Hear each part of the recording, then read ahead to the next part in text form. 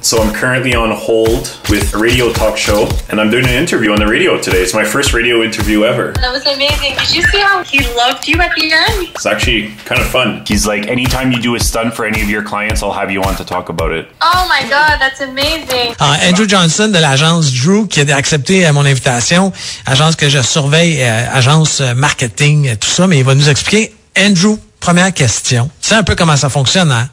Ou il faut que je te le dise? Ben regarde, je te le dis vite, là.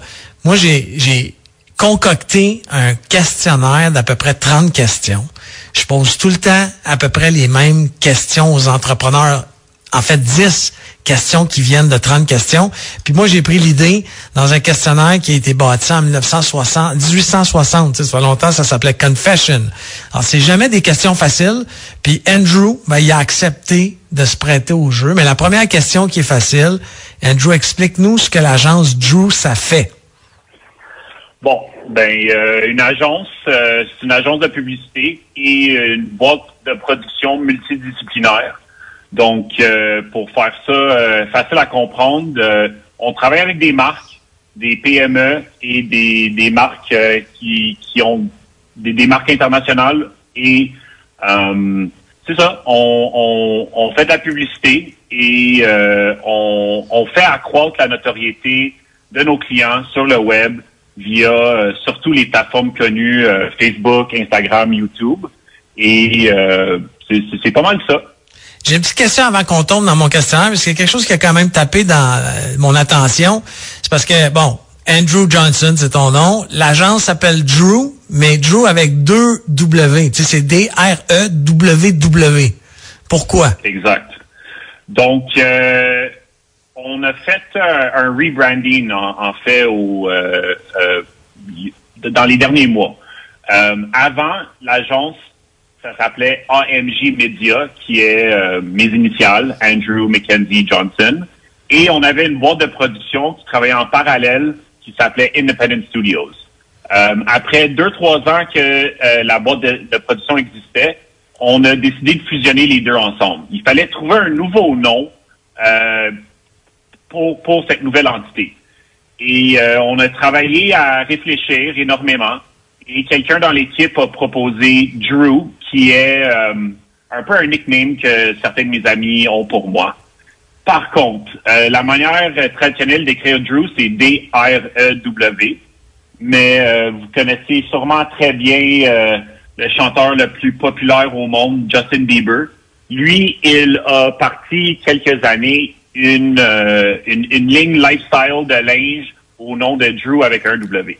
Donc, là, vous avez été obligé. Ben écoute, c'est la façon d'aller catcher l'attention des gens quand même. Oui, c'était audacieux.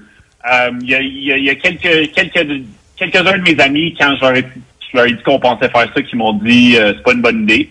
Mais finalement, pour du référencement web, pour se différencier avec nos usernames sur Instagram, sur Facebook, etc., on a décidé de l'écrire un peu différemment. On a rajouté un W à la fin.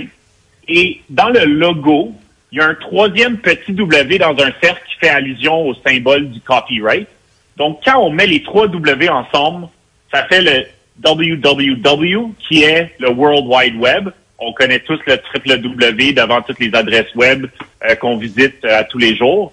Donc, ce petit clin d'œil-là aux 3 W est un clin d'œil au fait qu'on travaille dans un univers numérique sur le web à tous les jours pour nos clients.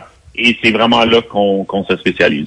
Ben, je te remercie. Ben, écoute, c'est une explication. Puis moi, j'aime les choses audacieuses. Alors, je trouvais ça brillant.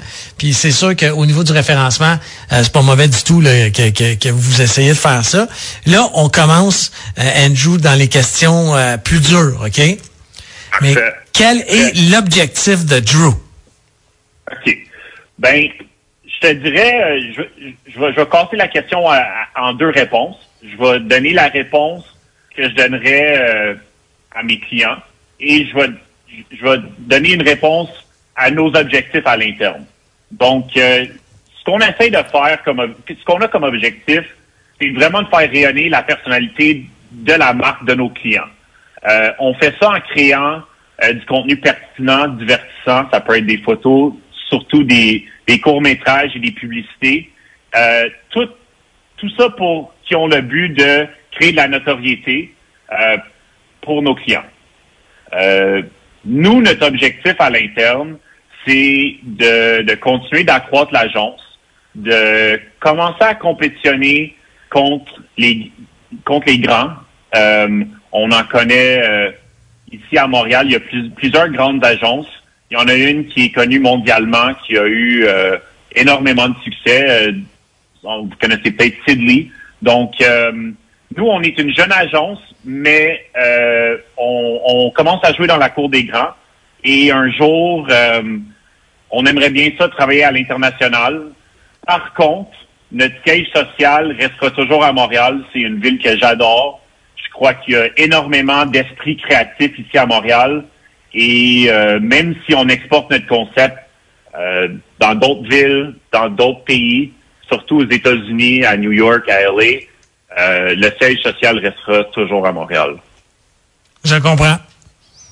Et là, quelles sont vos valeurs chez Drew? Donc, ça, c'est une bonne question. On y a réfléchi beaucoup pendant qu'on a fait notre exercice de rebranding.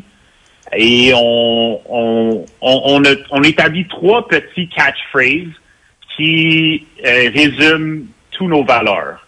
Donc, la première, c'est d'être audacieusement créatif dans tout ce qu'on entreprend. La deuxième, c'est créer avec fierté. Donc, tout le travail qu'on fait est créé avec fierté de nos artisans et de nos talents variés qui en font notre équipe. Et le troisième, c'est que c'est purement raconté. Donc, que tout notre travail raconte une histoire pure et qui transmet les bonnes valeurs de nos clients, en fait. Et l'ordre des valeurs, c'est quelque chose qu'on y a réfléchi aussi et qui tombe un peu en parallèle avec notre offre de service. Notre offre de service, c'est de réfléchir, de produire et de partager. Donc, on fait une stratégie numérique, on produit du contenu, des vidéos, des publicités, des photos, etc. Et par la suite, il faut la propager sur le web pour faire valoir et voir ce travail-là. Donc, si on revient aux 3 valeurs, audacieusement créatif, créé avec fierté et purement raconté, chaque valeur est linkée à un de nos catégories d'offres de service. T'es d'accord avec moi, Andrew, qu'il y a quand même plusieurs agences à Montréal. Tu sais, le terreau est fertile. Énormément. C'est ça. Mais énormément. Qu'est-ce qui vous différencie dans le marché chez Drew? C'est une très bonne question. Et tough, je le sais. And I'm sorry, mais tu sais. Non, mais je suis content qu'on fait l'entrevue aujourd'hui et que j'ai passé du temps à réfléchir à toutes ces questions-là avec mon équipe pendant le temps des fêtes et dans les derniers 3-4 mois, parce que j'ai des très bonnes réponses pour toi. En passant, moi, je suis né, ma langue première, c'est l'anglais, donc vous avez sûrement vu, là, je cherche mes mots des fois. Donc, je m'excuse si je lâche 1 ou 2 anglicismes, mais... tu te débrouilles très bien. Tu te débrouilles très bien. Merci. Donc, on a vraiment... on a trouvé 3 grands piliers qui nous différencient de la compétition des autres agences et boîtes de production à Montréal. Certains, un pilier tout seul ne nous différencie pas de tout le monde. Mais quand on combine les 3 piliers ensemble, c'est là qu'il n'y a aucune agence qui peut compétitionner avec nous. Donc, la première, le premier différenciateur, c'est que notre équipe, du patron au junior dans notre équipe, peu importe le niveau d'expérience et l'âge, on est tous des digital natives, ce qu'on appelle en parenthèse, des natifs du digital. Donc, tous les membres de notre équipe, ils baignent dans un environnement technologique depuis leur tout jeune âge. Nous, on est la génération qui a grandi avec une connexion Wi-Fi dans nos maisons. Ça fait en sorte que on connaît les écosystèmes sociaux comme la derrière de notre main. de la tête aux pieds de l'agence, si ça fait du sens. Donc, il y a plusieurs grandes agences à Montréal qui ont des patrons qui sont dans leur quarantaine, dans leur cinquantaine. Oui, ils ont des natifs du digital qui travaillent pour eux, mais l'agence n'est pas composée de la tête aux pieds avec des natifs du digital. Donc, ça serait vraiment la première chose qui nous différencie de certaines agences. La deuxième chose, c'est qu'on forme une équipe multidisciplinaire. Donc, encore une fois, on te dit, il y a plusieurs agences à Montréal. Oui, il y en a beaucoup. Par contre, il y a beaucoup d'agences qui sont spécialisées en un seul élément de la publicité. Donc, ça peut être le graphisme, ça peut être les relations publiques, ça peut être les réseaux sociaux, ou ça peut être une boîte de prod qui fait de la publicité en vidéo. Nous, on regroupe tous ces talents-là en dessous d'un même toit. Donc, une bonne campagne de communication numérique, même pas nécessairement obligé d'être numérique, mais une bonne campagne de communication, on a besoin de plusieurs types de talents. On a besoin des producteurs, on a besoin de stratèges, on a besoin de cinéastes, on a besoin de photographes, on a besoin de concepteurs web, de gestionnaires de médias sociaux, des relationnistes de presse, etc. Nous, on les regroupe tous à un endroit et on les fait travailler ensemble pour une marque. Donc, on a rarement des intermédiaires à jouer avec dans la création ou la livraison d'un mandat, ce qui crée une bonne synergie et qui permet surtout des fois d'éliminer des frais supérieurs d'agence, parce qu'à toutes les fois qu'il y a un intermédiaire, ben il y a tout le temps c'est une main de plus dans le budget. Ouais, c'est sûr qu'avec cette synergie-là, vous êtes capable de faire sauver de l'argent à vos clients. Exactement. Pas juste, on est capable de faire sauver de l'argent, mais on est aussi capable de livrer un travail exceptionnel auquel il y a eu moins de friction pour se rendre à ce moment exceptionnel-là. Quand on doit travailler avec tout le temps du nouveau monde qui peuvent être imposés par le client, par exemple, parce que l'agence de médias sociaux, ils n'ont pas les capacités de produire la vidéo qu'ils ont besoin. Là, il faut les introduire, il faut leur expliquer comment travailler ensemble. Nous, notre équipe est habituée à travailler ensemble et on a créé des synergies qui font en sorte que la livraison du projet ou de la campagne se passe très facilement. Je comprends. Le troisième pilier, le troisième différenciateur, c'est qu'on prend vraiment une approche humaine aux campagnes qu'on met en place.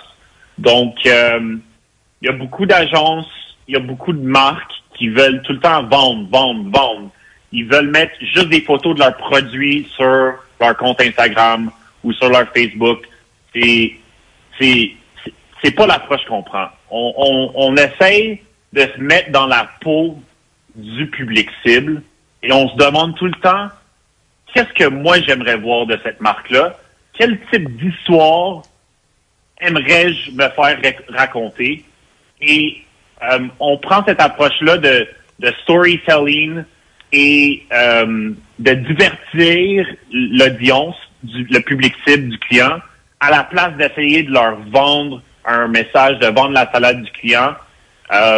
Et quand on prend ces trois grandes choses-là ensemble, le fait qu'on est natif du digital, qu'on forme une équipe multidisciplinaire et qu'on utilise une approche humaine à la publicité et aux communications, ces trois choses regroupées-là ensemble, c'est vraiment ce qui nous différencie de tous les autres joueurs en ville. Non, mais on voit que tu as réfléchi. Tu sais, il y a une réflexion stratégique qui a été faite justement pour amener autant tes valeurs que ta différenciation stratégique. Puis c'est le fun de t'entendre l'expliquer. Puis tu le fais très, très bien, by the way. Là, ton français est excellent.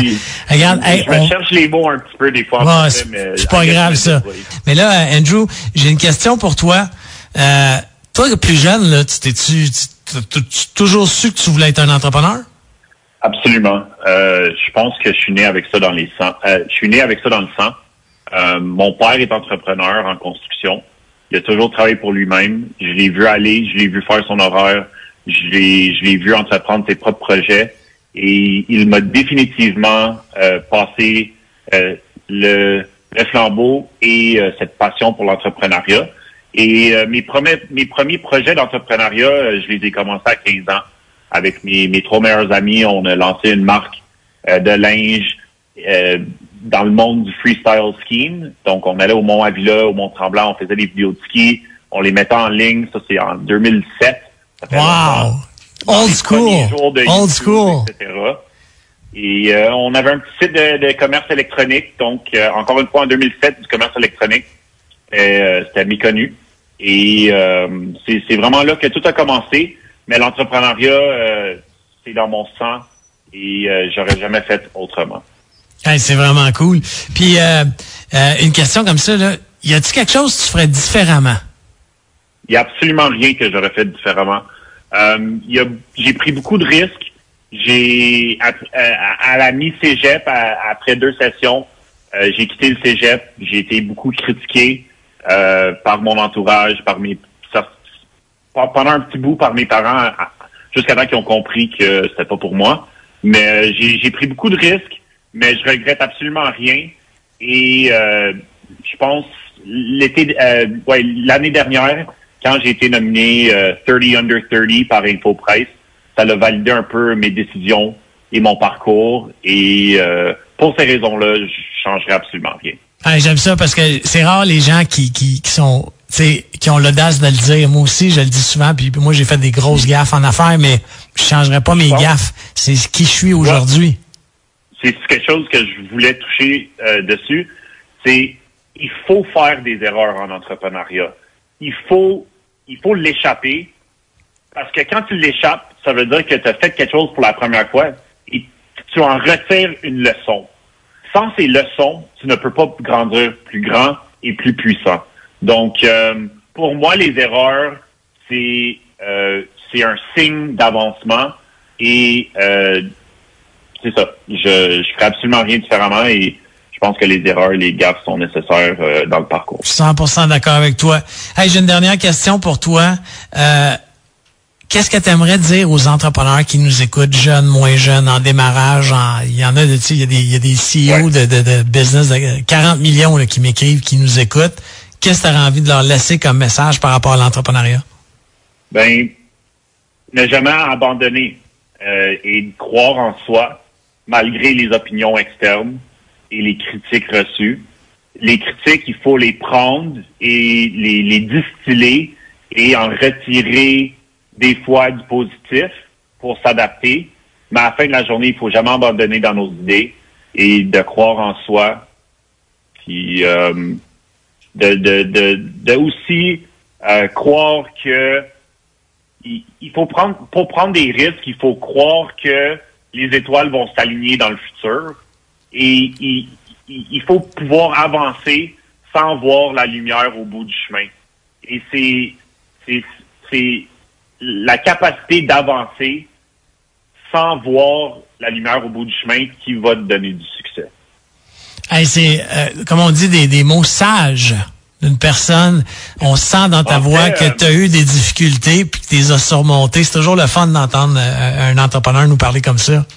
Puis, si je peux juste dire une dernière chose, la métaphore là, de croire dans les étoiles qui vont s'aligner, c'est quelque chose qui vient de Steve Jobs dans son speech de commencement à Stanford. Donc, c'est un speech qui m'a beaucoup touché et qui m'a donné le pouvoir de croire en moi et que les étoiles allaient s'aligner un jour. Donc, pour d'autres entrepreneurs, je vous conseille énormément d'aller écouter ce speech-là. Il est disponible sur YouTube. C'est un speech qui a changé ma vie et qui a changé la vie de plusieurs alentours de moi. Hey, Andrew, je voulais te remercier. Alors, Andrew Johnson de l'agence Drew, merci d'être passé à l'émission. Puis si jamais il y a quelque chose, tu as besoin de nous autres, tu nous appelles, tu nous rejoindre, là, puis ça va nous faire plaisir de te revoir ou de te réentendre sur le show. Ou si jamais tu veux partager une chronique, tu sais, venir parler d'une chronique. Moi, je reçois des chroniqueurs, ça serait le fun des fois quand tu vois quelque chose, tu le sais, tu m'écris, puis moi je vais te recevoir, puis pour 10 minutes, tu nous jaseras quelque chose qu'il faut savoir. Excellent. Ça va me faire énormément plaisir. C'était ma première fois à la radio, puis j'espère que ce ne sera pas la dernière. Ah, t'es bon. Je te jure, je vais te inviter comme chroniqueur. Merci.